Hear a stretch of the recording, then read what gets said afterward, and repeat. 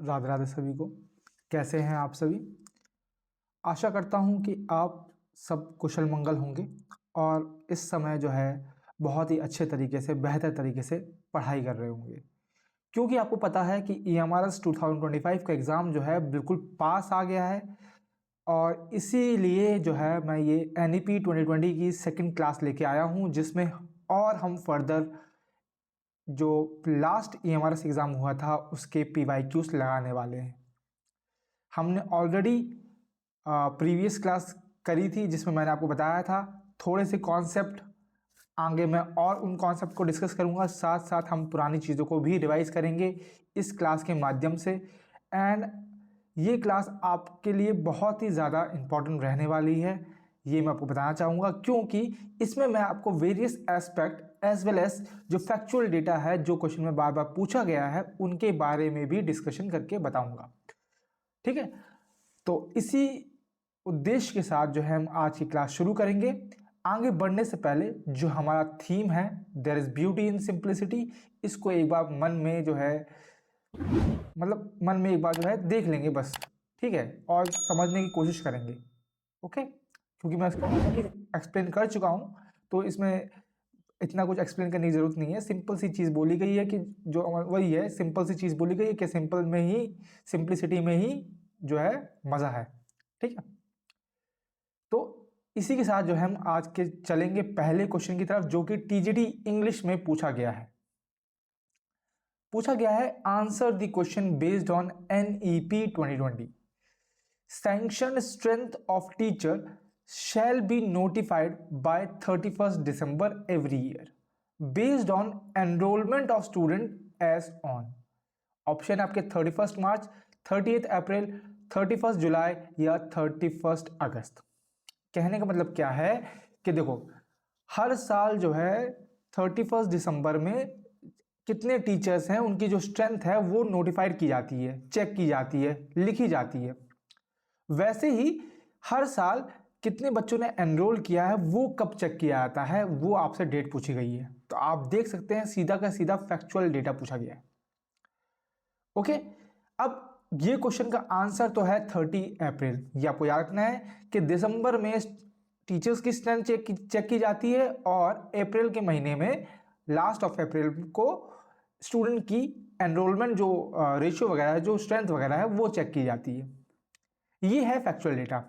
अब थोड़ा सा क्या है, मैं क्योंकि हम ये क्लास स्टार्ट कर रहे हैं, तो एक बार जो है हम जो हमने पढ़ा है और उसके साथ कुछ एडिशनल फैक्ट्स जो हैं वो भी मैं आपको बताना चाहूंगा NEP 2020 के रिगार्डिंग। ठीक है, पहली बात, NEP की फुल फॉर्म याद रखनी है, नेशनल एजुकेशन पॉलिसी 2020 में लाई गई थी। इससे पहले दो इंपॉर्टेंट पॉलिसीज और आ चुकी हैं।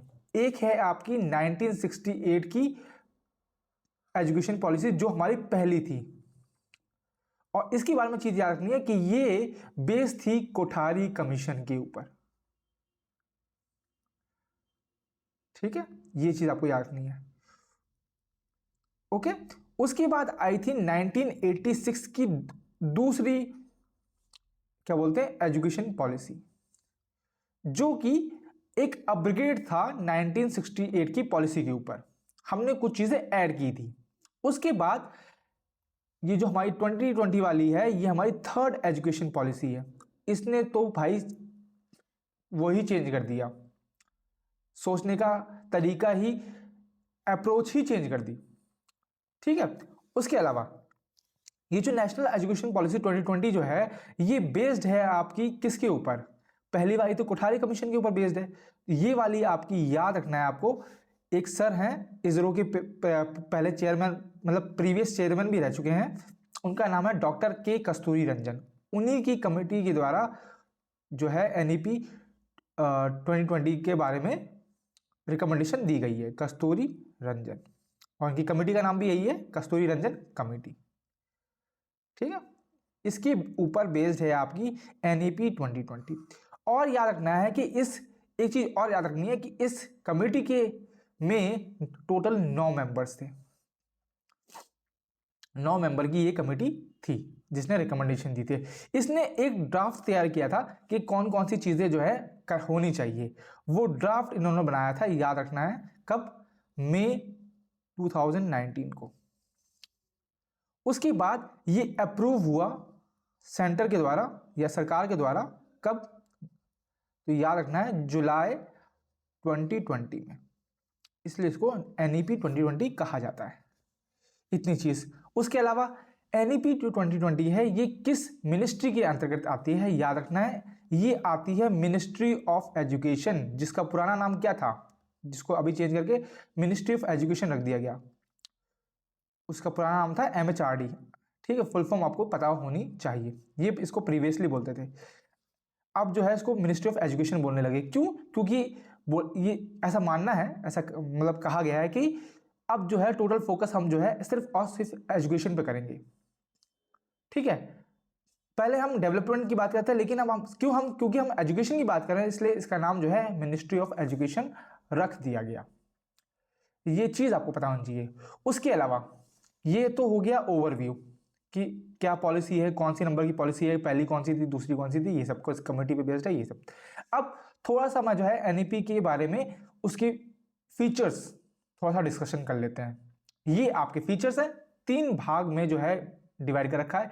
एक को हम बोलेंगे न्यू एजुकेशन स्ट्रक्चर, एक है होलिस्टिक डेवलपमेंट, एक है रिफॉर्म इन असेसमेंट। NEP 2020 से पहले जो हम स्ट्रक्चर फॉलो कर रहे थे वो था 10+2 का स्ट्रक्चर। NEP 2020 ने बोला नहीं, ये जो है ओल्ड स्ट्रक्चर हो चुका है, अब इसको चेंज करेंगे। हम लेके आए हैं 5+3+4 का स्ट्रक्चर। अब ये क्या है इसके बारे में मैं आपको बताऊंगा। उसके अलावा इसी स्ट्रक्चर के दौरान जो प्री स्कूल्स होते हैं, जो छोटे बच्चे होते हैं, जो 3 साल से 8 साल के बच्चे हैं, उनके लिए हम लेके आए हैं early childhood care and education. इसी को हम बोलते हैं ECCE। ठीक है, ये फुल फॉर्म है, ये चीज जो कि बच्चों को प्ले बेस्ड एक्टिविटी करवाएगा, खेल खेल में सिखाने की जो है ना, जैसे किंडरगार्टन जो होते हैं वैसे ही ये early childhood care and education system है। उसी में आंगनवाड़ी, बाली वाटिका, ये सब उसी में आते हैं। फिर क्लास 10 एंड क्लास 12 के एग्जामिनेशन के बारे में चेंजेस आए हैं। ठीक है, क्या आए हैं ये आपको बताऊंगा। और हायर एजुकेशन इंस्टीट्यूशन का भी डेवलपमेंट होगा, इंफ्रास्ट्रक्चर में भी ध्यान दिया गया है, ये सब चीजें हैं। फिर आते हैं हॉलिस्टिक डेवलपमेंट। हॉलिस्टिक डेवलपमेंट क्या बोलता है? हॉलिस्टिक डेवलपमेंट बोलता है कि भाई अब जो है बच्चे का हम ओवरऑल डेवलपमेंट करेंगे। बच्चा जब 12th क्लास से निकले तो एटलीस्ट उसके पास एक ऐसी स्किल हो जिसपे उसको कॉन्फिडेंस हो। हमने जो है स्किल बेस्ड लर्निंग कर दी और हमने चिल्ड्रन सेंटर अप्रोच को अपनाया। साथ साथ हमने जो एजुकेशन है वो हम टेक्नोलॉजी की मदद से करेंगे, जिसको हम बोलते हैं ICT। ठीक है, इसकी मदद से करेंगे। हमारा फ्लेक्सिबल करिकुलम होगा। फ्लेक्सिबल करिकुलम का मतलब क्या है? पहले आपने देखा होगा, पहले एजुकेशन सिस्टम में क्या था, जब आप 10 क्लास खत्म करते थे तो 11th क्लास में आपके पास स्ट्रीम लेने के चांस आता था कि आप साइंस ले लेते थे या फिर आर्ट्स ले लिया, कॉमर्स ले लिया। साइंस में भी सब्जेक्ट जो है या तो आप कंप्यूटर चूज कर सकते हैं या तो हिंदी चूज कर सकते हैं, दोनों में से एक कर सकते हैं। और जो आर्ट्स के सब्जेक्ट है वो तो आप चूज कर ही नहीं सकते अगर आप साइंस वाले हैं, पर ये चीज यहां पे अलग कर दी गई है। फ्लेक्सिबल करिकुलम का मतलब ये है कि आप जो है अपने हिसाब से सब्जेक्ट चूज कर सकते हैं। मान लो आपको बायो के साथ जो है हिस्ट्री भी पढ़नी है तो आप पढ़ सकते हैं, हिस्ट्री को सब्जेक्ट रख सकते हैं। ये कर दिया NEP 2020 ने। साथ साथ इक्विटेबल एंड इंक्लूसिव एजुकेशन या फिर एडुकेशन आप बोल लो, इसका कहने का मतलब क्या है कि बच्चों के लिए जो उनके लिए बेस्ट है। देखो, हर बच्चा जो है सेम लेवल पे नहीं होता, कोई ज़्यादा इंटेलिजेंट होता है, कोई जल्दी समझता है, कोई जो है जल्दी याद करता है, कोई जो है उसको टाइम लगता है समझने में, है ना।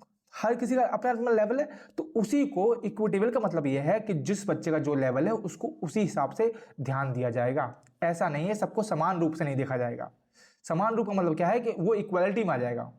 इक्विटेबल का मतलब क्या है, मान लो अगर कमजोर बच्चा है तो उस पर ज्यादा फोकस किया जाएगा, जो इंटेलिजेंट बच्चा है उस पर जो है उसके हिसाब से ध्यान दिया जाएगा। ये है हॉलिस्टिक डेवलपमेंट का मतलब। और इसी के लिए एक हॉलिस्टिक प्रोग्रेस कार्ड भी इंट्रोड्यूस किया गया है, हॉलिस्टिक प्रोग्रेस कार्ड। अब इसको मैं थोड़ा सा समझा देता हूं। इसको हम HPC भी बोलते हैं। जैसे आपको पता है रिपोर्ट कार्ड होते थे, ठीक है। रिपोर्ट कार्ड होते थे। अब ये देखो, ये जो आपने देखा है, ये last option reforms in assessment, इसमें लिखा है बोर्ड एग्जाम रीडिजाइन। अब इसका मतलब क्या है, ये चीज आपको समझा रहा हूं मैं। देखो, मान लो एग्जाम्पल लेके चलते हैं, मान लो एक बच्चा जो है वो पढ़ने में बहुत होशियार है, लेकिन जब उसके बोर्ड के एग्जाम थे वो बेचारा बीमार हो गया। इस तरह बीमार हुआ कि उसको पढ़ने का टाइम नहीं मिला और उसके मान लो बोर्ड एग्जाम में नंबर कम आए।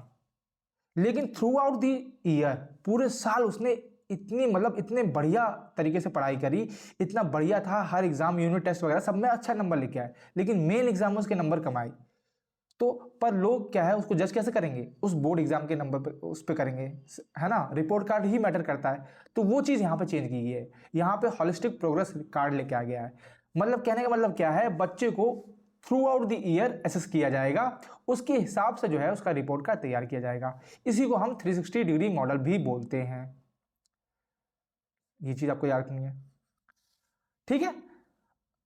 कहने का मतलब क्या है, अगर बच्चे ने लास्ट में खराब भी कर लिया बट उसका ओवरऑल जो परफॉर्मेंस था वो अच्छा था, तो उसको अच्छे नंबर ही दिए जाएंगे। That is holistic development.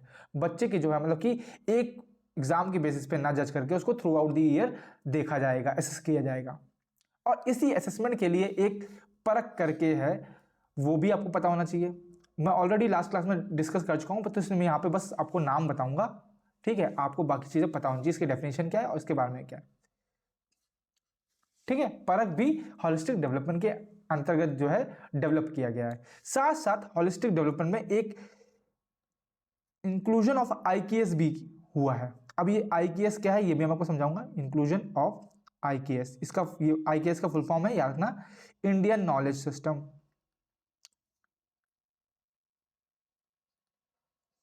Knowledge system, ठीक है। और मेन चीज यह है, यहाँ पे जो है 3 लैंग्वेज फॉर्मूला का भी यूज किया गया है, जिसमें जो है एक तो उसकी मदर टंग होगी जिसमें पढ़ाया जाएगा बच्चों को अप टू क्लास 5th, है ना, वो चीज है।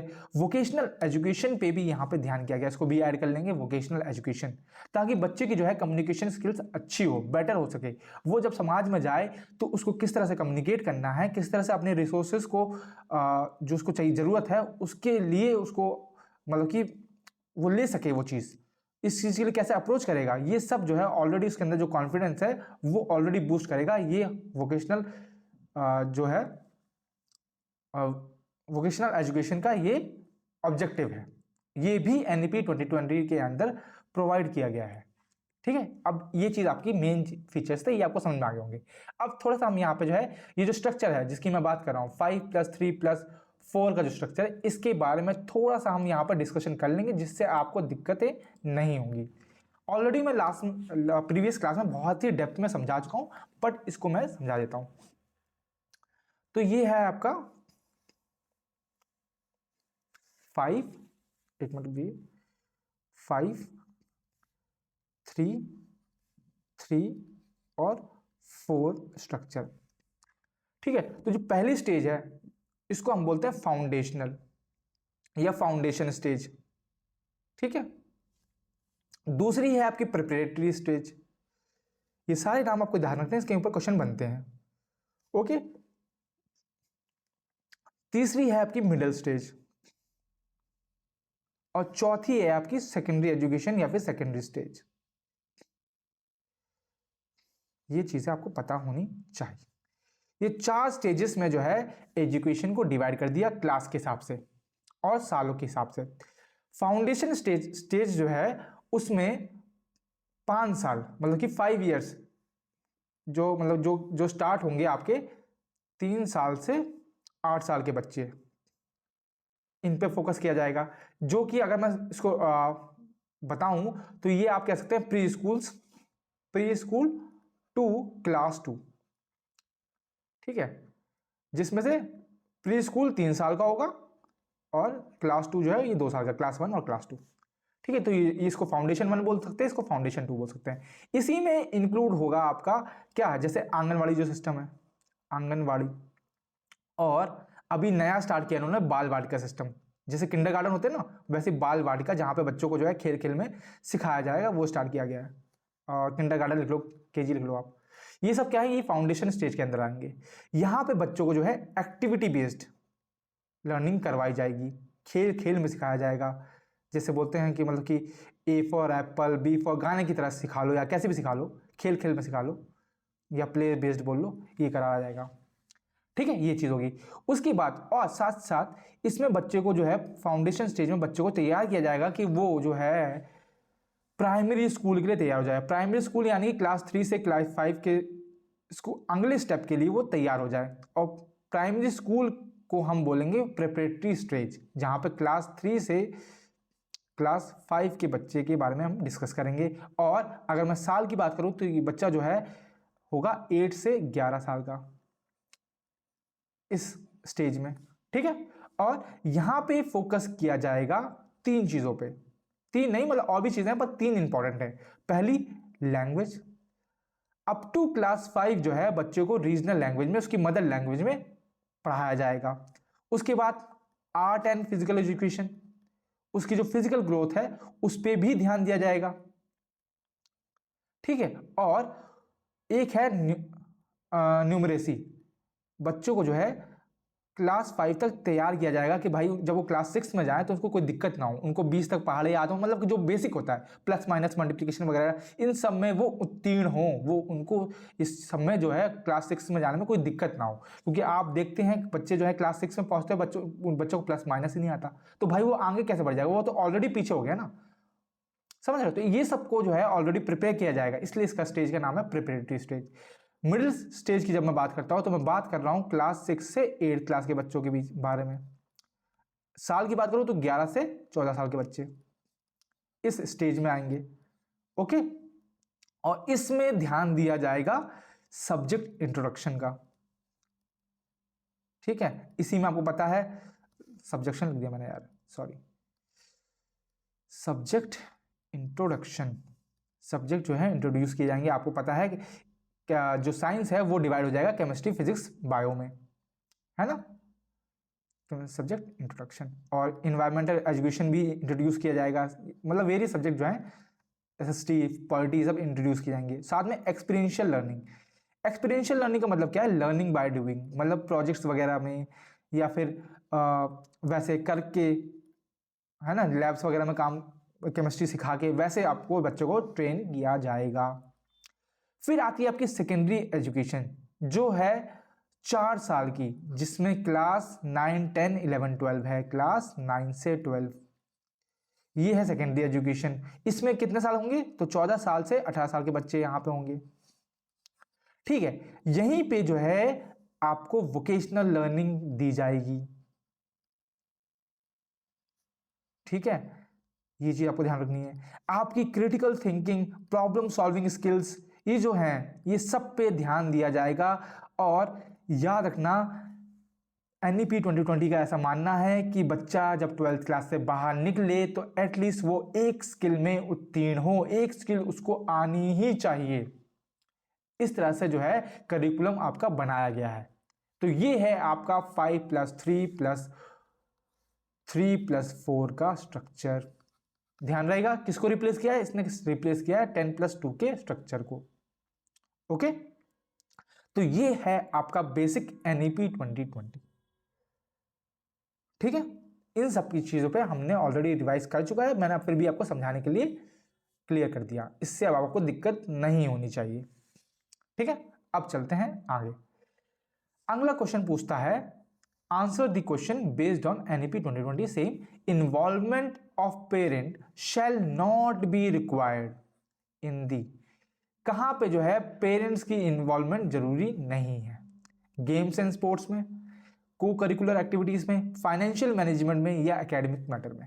तो आप देख सकते हैं कि देखो गेम्स एंड स्पोर्ट्स हो गया, चाहे करिकुलम एक्टिविटीज हो गया, चाहे एकेडमिक मैटर हो गया, यहाँ पे अगर पेरेंट को इन्वॉल्व करते हैं, पेरेंट से जो पीटीएम होती है, पेरेंट्स टीचर मीटिंग, वो करवाते हैं, लोग टीचर्स जो है पेरेंट्स से मिलते हैं, तो दिक्कत नहीं है। क्यों? क्योंकि ये सपोर्ट कर रहे हैं बच्चों की हॉलिस्टिक अप्रोच को।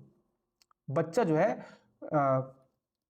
कॉग्निटिव, इमोशनल, है ना, और फिजिकल, ये सब तीनों चीजों को जो है सपोर्ट कर रहा है, डेवलप हो रहे हैं, है ना, मोटिवेशन मिल रहा है बच्चों को, एक सपोर्ट मिल रहा है, सपोर्ट हॉलिस्टिक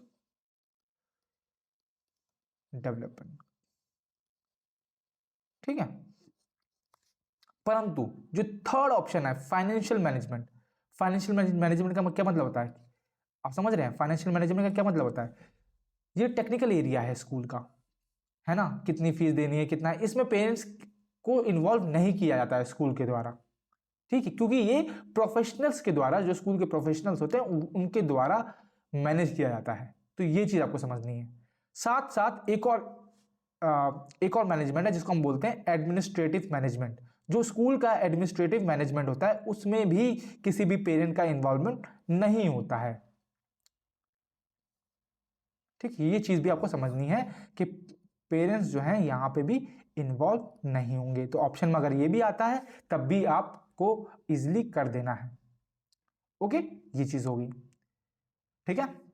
आगे आते हैं, same question, answer the question based on NEP 2020। Every recognised school shall be inspected once.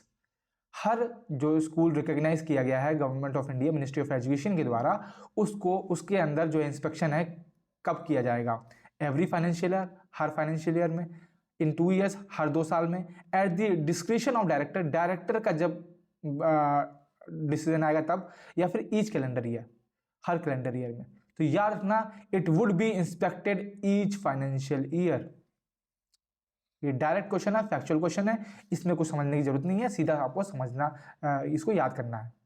Okay, clear.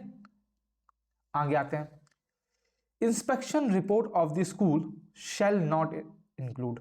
तो देखो, स्कूल जब इंस्पेक्शन होगा तो एक इंस्पेक्शन रिपोर्ट तैयार की जाएगी। ये टीजीटी इंग्लिश का क्वेश्चन है, ध्यान देना आपको। इंस्पेक्शन रिपोर्ट तैयार की जाएगी, तो पूछा गया है कि उस रिपोर्ट में क्या चीज नहीं हो इंक्लूड होगी।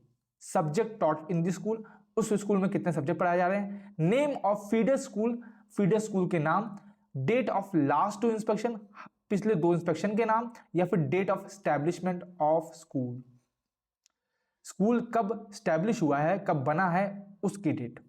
तो देखो, इंस्पेक्शन रिपोर्ट है तो जाहिर सी बात है, अगर किसी स्कूल की हम इंस्पेक्शन रिपोर्ट कर रहे हैं तो उसके उसके अंदर कौन कौन सब्जेक्ट पढ़ाए जाते हैं ये तो बताया जाएगा।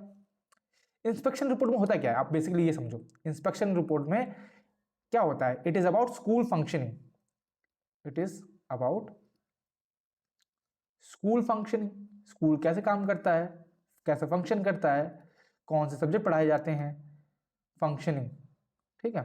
और इंफ्रास्ट्रक्चर क्या है उसका, कितने क्लासरूम है, इंफ्रास्ट्रक्चर, है ना, हर क्लासरूम में कितने टेबल हैं, कितने स्टूडेंट हैं, ये सब। एंड कंप्लायंस विथ रेगुलेशन,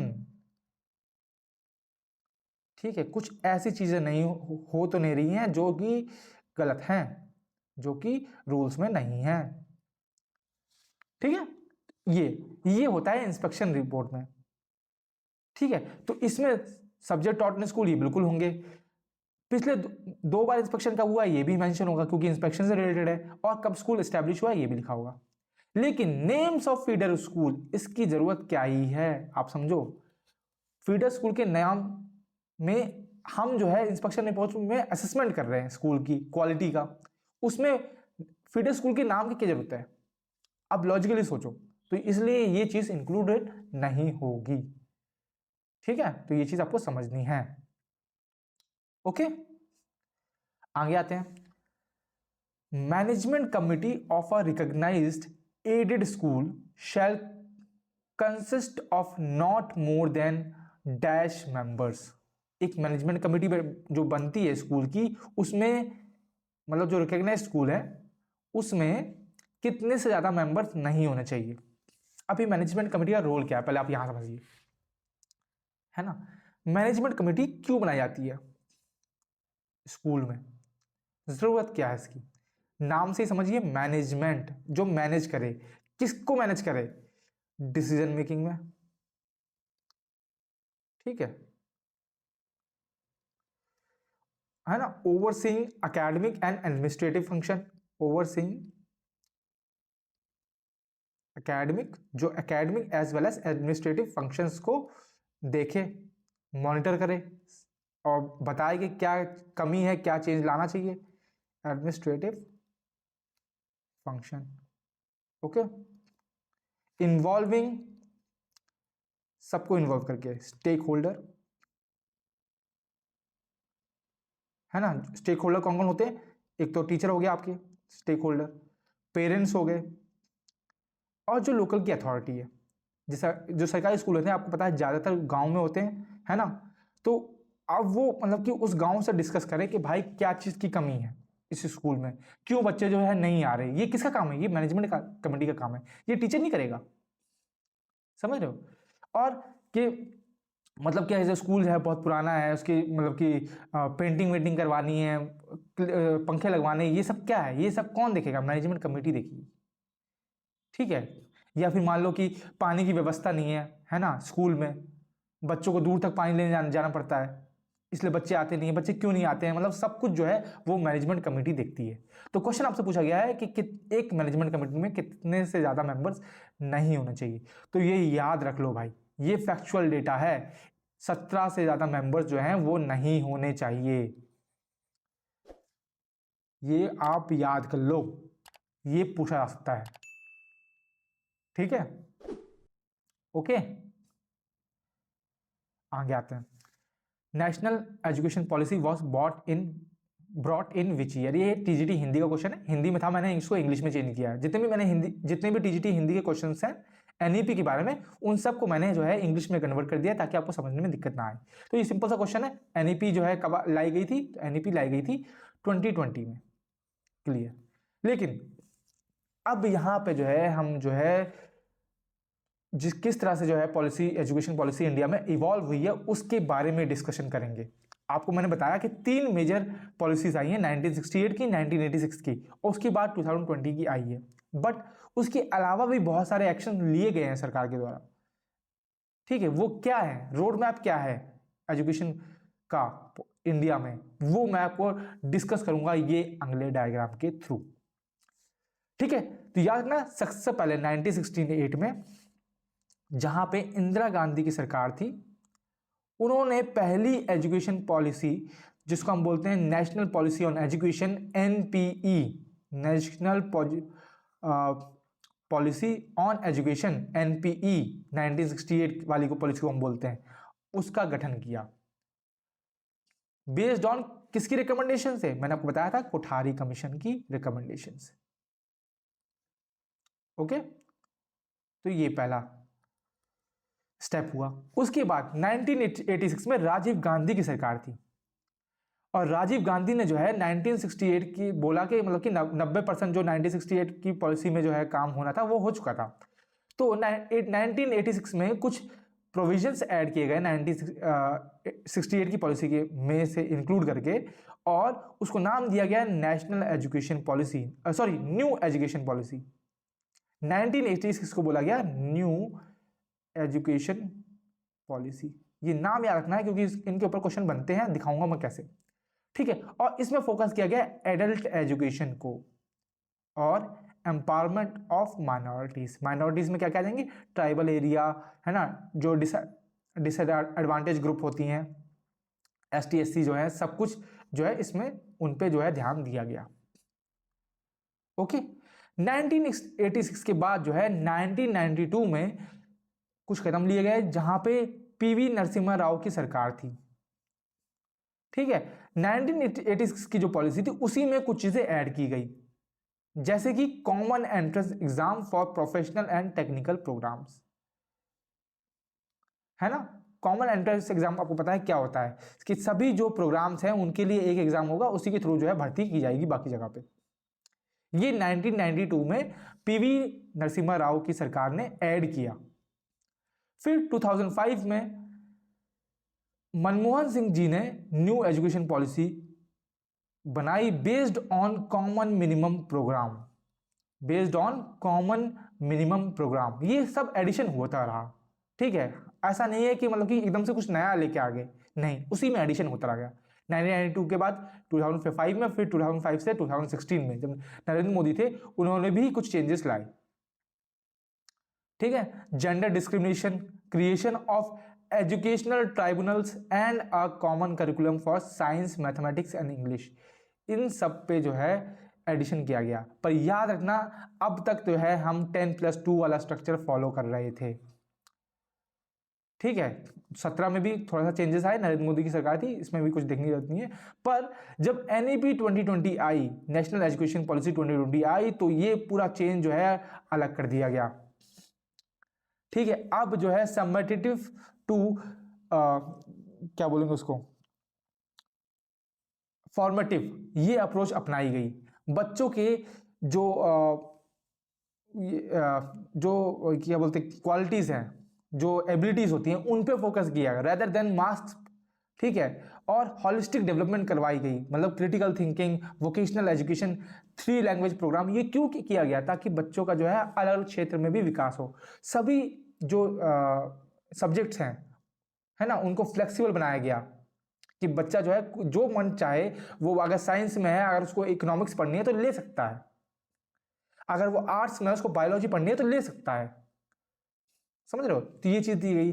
उसके अलावा क्या क्या किया गया आप नोटिस कीजिए, है ना।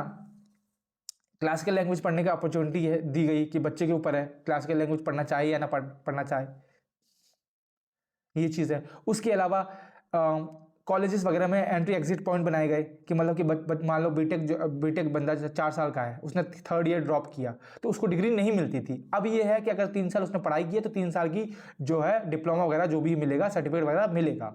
1 साल भी उसने पढ़ा है तो उसके लिए भी उसको सर्टिफिकेट मिला जाएगा, ताकि वो काउंट होगा। पहले क्या होता था, अगर बच्चे ने बीटेक कर रहा है, उसने 3 साल में ड्रॉप कर लिया तो उसके 3 साल जो है वो बर्बाद हो गए, क्योंकि उससे उसको नॉलेज तो मिली लेकिन कोई सर्टिफिकेट नहीं मिला, कोई वैल्यू नहीं मिली। तो ये सब चीजें जो है NEP 2020 में ऐड की गई, तो ये चीज आपको ध्यान रखनी है। ओके, आगे आएंगे। What is the name of education related policy brought by the government of India in 1986? 1986 की एजुकेशन पॉलिसी का नाम क्या था? राष्ट्रीय शिक्षा नीति, नेशनल एजुकेशन पॉलिसी, नई शिक्षा नीति, न्यू एजुकेशन पॉलिसी, शिक्षा नीति एजुकेशन पॉलिसी, या भारतीय शिक्षा नीति इंडियन एजुकेशन पॉलिसी। तो मैंने आपको क्या बताया कि 1968 वाली जो थी उसका नाम था national policy on education, national policy on education, जिसको हम NPE बोल सकते हैं, जो इंदिरा गांधी की सरकार में आई। 86 वाली जो है राजीव गांधी की सरकार में आई, इसको बोला गया न्यू एजुकेशन पॉलिसी, नई शिक्षा नीति। और 2020 जो है उसको हम क्या बोलते हैं? National education policy, NEP। ठीक है, तो ये 3 चीजें आपको पता होनी चाहिए। ओके, याद रहेगा? ओके, आगे आते हैं। In national education policy NEP, the student teacher ratio, जिसको PTR बोलते हैं, डेफिनेशन याद कर लो, उससे पूछ सकता है। PTR, स्टूडेंट टीचर रेशियो को बोलते हैं, has been kept less than for schools in area with high percentage of disadvantage student. जहां जिस क्षेत्र में डिसएडवांटेज स्टूडेंट्स, जो मतलब कि जो ट्राइबल वाले हैं, ST SC वाले हैं, उनकी परसेंटेज ज़्यादा है, वहाँ पे स्टूडेंट टीचर का रेशियो क्या होगा? क्या वो 30:1 होगा, 40:1 होगा, 20:1 होगा, या 25:1 होगा? तो ये चीज़ आपको पता होनी चाहिए। तो रेशियो होगा वो 30:1। ठीक है, उसके अलावा नॉर्मल केसेस में, मतलब नॉर्मल एरिया है तो वहाँ पे टीचर स्टूडेंट का रेशियो क्या होगा, ये चीज़ आपको पता होनी चाहिए। ठीक है, क्लास 1 to 5 में टीचर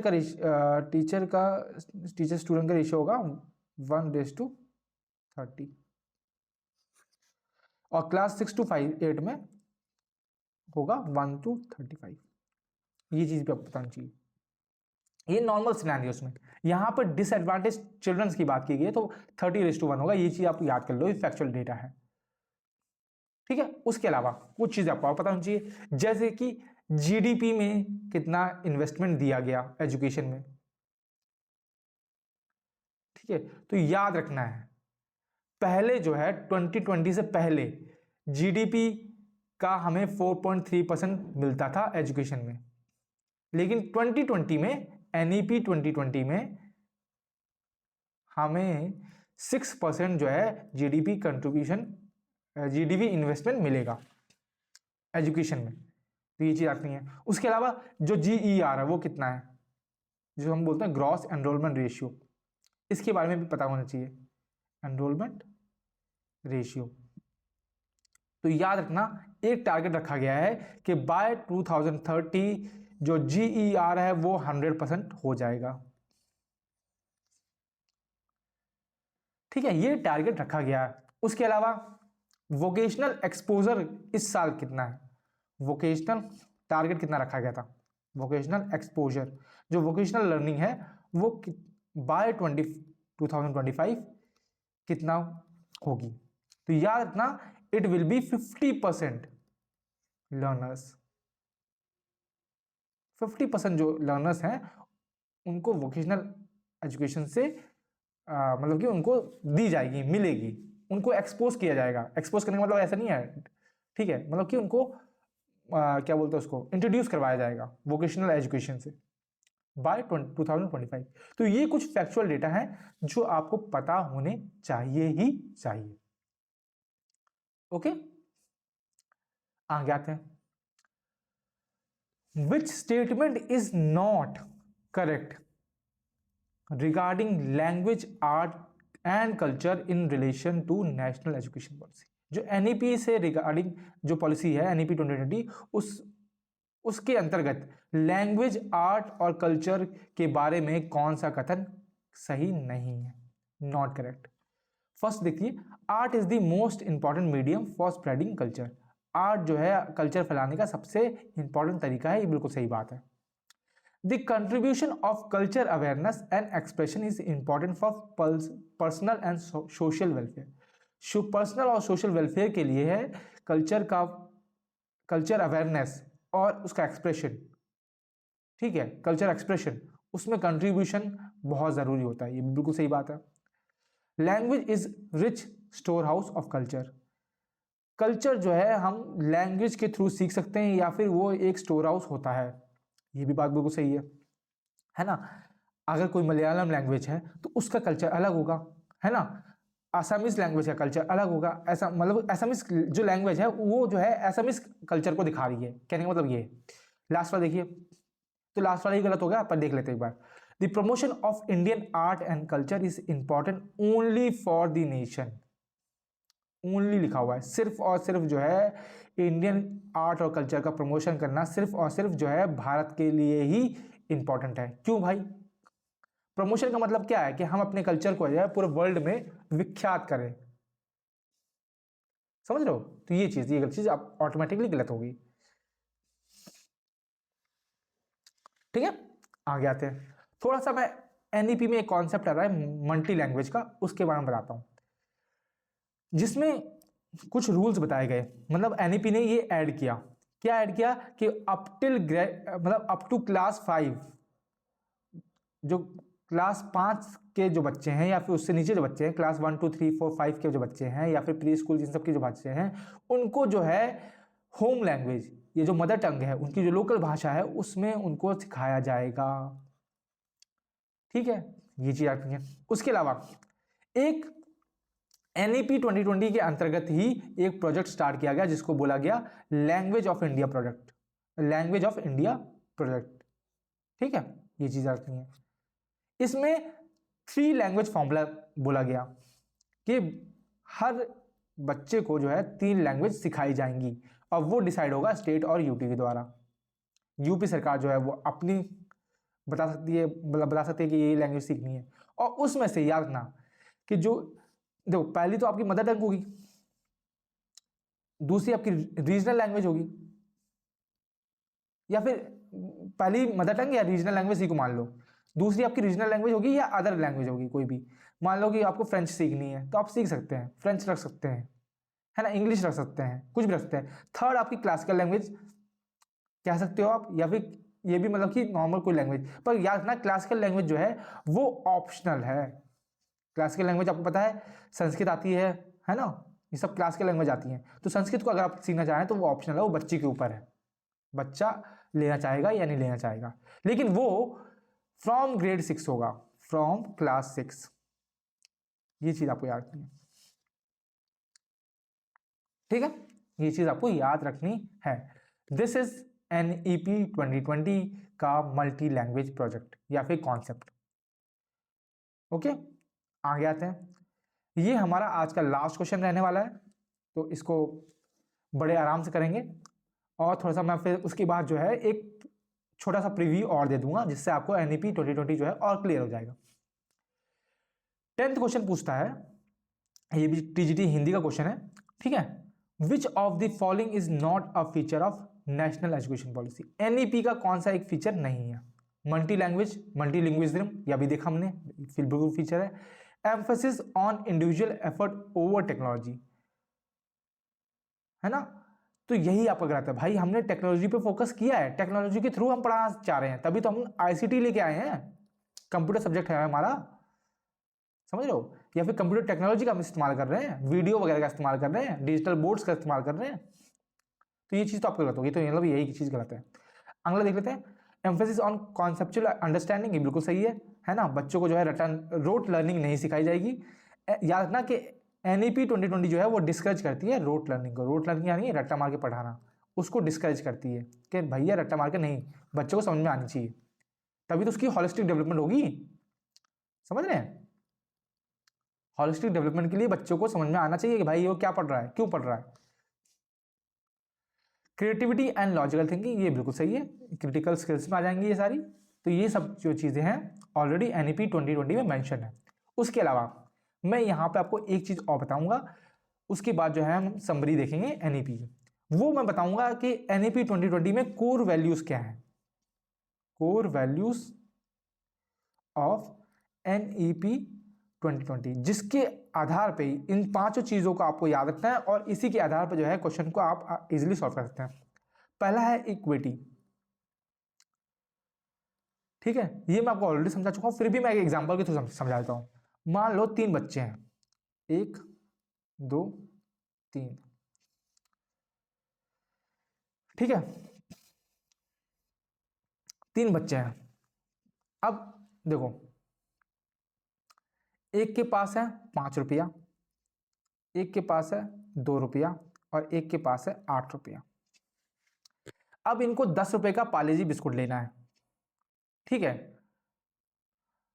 तो अगर ये चीज इक्वालिटी होती, अगर यहां पे इक्विटी नहीं होती, इक्वालिटी होती, तो इक्वालिटी का मतलब क्या है, सबको बराबर रुपए दे दो, मतलब सबको 5-5 रुपए दे दो, ठीक है। अगर हम सबको 5-5 रुपए दे देंगे, तो देखो इसको भी 5 दे देंगे, इसको भी 5 दे देंगे, तो इसको भी 5 दे देंगे, तो इसके पास तो 13 हो जाएंगे, इसके पास 10 हो जाएंगे, इसके पास 7 हो जाएंगे, है ना। हमने मतलब सबको बराबर जो है रुपए दे दिए, किसी में भेदभाव नहीं किया। तो इससे ये वाला बिस्कुट खरीद सकता है, ये वाला बिस्कुट खरीद सकता है, ये वाला नहीं खरीद पाएगा, समझ रहे हैं आप। तो ये चीज इक्विटी का मतलब क्या है कि भाई, इक्विटी का मतलब क्या है, जिसको जितनी जरूरत हो, जिसको जितनी जरूरत हो उसको उतने रुपए दो। बिस्कुट खरीदना है 10 रुपए का, पहले वाले को कितने रुपए की जरूरत है, पहले वाले को 5 रुपए की जरूरत है, तो भैया पहले वाले को जो है 5 रुपए दे दो आप। दूसरे वाले को कितनी जरूरत है, उसको 8 रुपए की जरूरत है, उसको 8 रुपए दे दो। तीसरे वाले को कितनी जरूरत है, 2 रुपए की, इसको 2 रुपए दे दो। तो मतलब क्या है, इक्विटी का मतलब क्या है, जितनी बच्चे की जरूरत है उसके हिसाब से जो है इसको वैल्यूज सिखाई जाएंगी। कोई बच्चा कमजोर है तो उस पर ज्यादा फोकस किया जाएगा, कोई बच्चा इंटेलिजेंट है तो उसको उसी हिसाब से डील किया जाएगा, कोई बच्चा मीडियम है तो उस पे को उसी हिसाब से डील किया जाएगा, क्योंकि हर एक क्लासरूम में अलग अलग प्रकार के बच्चे आपको देखने को मिलते हैं, समझ रहे हो। तो दैट इज इक्विटी, ओके। उसके बाद क्वालिटी एजुकेशन दी जाएगी, क्वांटिटी नहीं, ऐसा नहीं है कि 15 सब्जेक्ट पढ़ा दो, नहीं, पर जो पढ़ेगा उसमें क्वालिटी दी जाएगी।